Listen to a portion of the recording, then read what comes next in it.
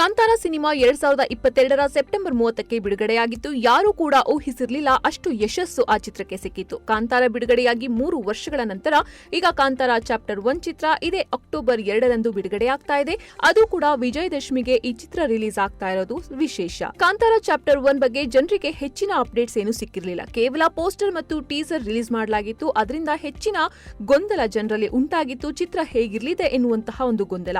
ಆದ್ರೆ ಇವತ್ತು ಚಿತ್ರದ ಟ್ರೇಲರ್ ಬಿಡುಗಡೆಯಾಗಿದೆ. ಚಿತ್ರದ ದೃಶ್ಯ ವೈಭವ ಜನರಿಗೆ ಸಿಕ್ಕಾಪಟ್ಟೆ ಇಷ್ಟವಾಗಿದೆ. ರಿಷಬ್ ಶೆಟ್ಟಿ ಅವರ ಈ ಸಾಹಸಕ್ಕೆ ಜನರು ಮೆಚ್ಚುಗೆ ವ್ಯಕ್ತಪಡಿಸಿದ್ದಾರೆ. ಕಾಂತಾರ ಚಿತ್ರದ ಕಥೆ ಹಿಂದಿನ ವಿಚಾರವನ್ನು ರಿಷಬ್ ಶೆಟ್ಟಿ ಹೇಳಿದ್ದಾರೆ.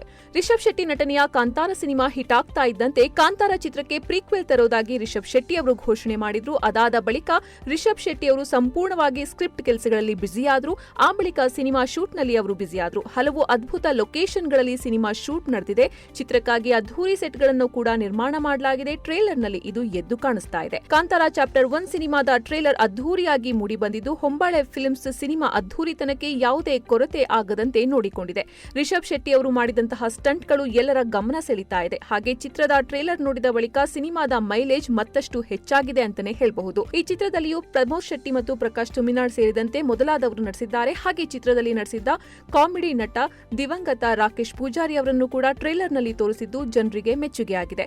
ಇನ್ನು ಕನ್ನಡದವರೇ ಆದ ಗುಲ್ಶನ್ ದೇವಯ್ಯ ರಾಜನ ಪಾತ್ರದಲ್ಲಿ ಕಾಣಿಸಿಕೊಂಡಿದ್ದಾರೆ. ಕಾಂತಾರ ಸಿನಿಮಾದಲ್ಲಿ ದೈವದ ವೇಷ ಹಾಕುವ ವ್ಯಕ್ತಿ ಮಾಯ ಆಗ್ತಾನೆ. ಅದು ಕಾಡಿನ ಒಂದು ಜಾಗದಲ್ಲಿ. ಆ ಜಾಗದ ಬಗ್ಗೆ ಕೇಳಿದಾಗ ಇದರ ಇತಿಹಾಸ ಆರಂಭ ಆಗತ್ತೆ. ಇಲ್ಲಿ ರಕ್ತದ ಇತಿಹಾಸ ಇದೆ. ರಾಜಮನೆತನದ ಕಥೆ ಇದೆ. ಜನಸಾಮಾನ್ಯನಿಗೂ ರಾಜಮನೆತನಕ್ಕೂ ಮೂಡುವ ಪ್ರೀತಿ ಇದೆ. ಕಾಂತಾರ ಚಾಪ್ಟರ್ 1 ಸಿನಿಮಾದಲ್ಲಿ ರಿಷಬ್ ಶೆಟ್ಟಿ ಅವರೇ ಮುಖ್ಯ ಪಾತ್ರದಲ್ಲಿ ಕಾಣಿಸಿಕೊಂಡಿದ್ದು ರಿಷಬ್ ಶೆಟ್ಟಿಗೆ ರುಕ್ಮಿಣಿ ವಸಂತ್ ಅವರು ನಾಯಕಿಯಾಗಿದ್ದಾರೆ. ಈ ಸಿನಿಮಾವನ್ನು ಹೊಂಬಾಳೆ ಫಿಲ್ಮ್ಸ್ ಅದ್ಧೂರಿಯಾಗಿ ನಿರ್ಮಾಣ ಮಾಡಿದೆ. ಹಾಗೆ ಬಿ ಅಜ್ನೀಶ್ ಲೋಕನಾಥ್ ಅವರ ಸಂಗೀತ ಚಿತ್ರಕ್ಕೆ ಇದೆ. ಅಕ್ಟೋಬರ್ 1ನೇ ತಾರೀಕಿನಂದು ಸಿನಿಮಾದ ಪ್ರೀಮಿಯರ್ ಶೋ ಆಯೋಜನೆ ಮಾಡುವ ಸಾಧ್ಯತೆ ಇದೆ ಅಂತ ಕೂಡ ಹೇಳಲಾಗ್ತಾ ಇದೆ. ಅಕ್ಟೋಬರ್ 2ನೇ ತಾರೀಕು ಅದ್ಧೂರಿಯಾಗಿ ಸಿನಿಮಾ ರಿಲೀಸ್ ಆಗಲಿದೆ. ಇಂಟ್ರೆಸ್ಟಿಂಗ್ ಮತ್ತು ಇನ್ಫಾರ್ಮೇಟಿವ್ ವಿಡಿಯೋಗಳನ್ನ ಮಿಸ್ ಮಾಡ್ಕೋಬೇಡಿ. ಈಗಲೇ ಸಬ್ಸ್ಕ್ರೈಬ್ ಮಾಡಿ.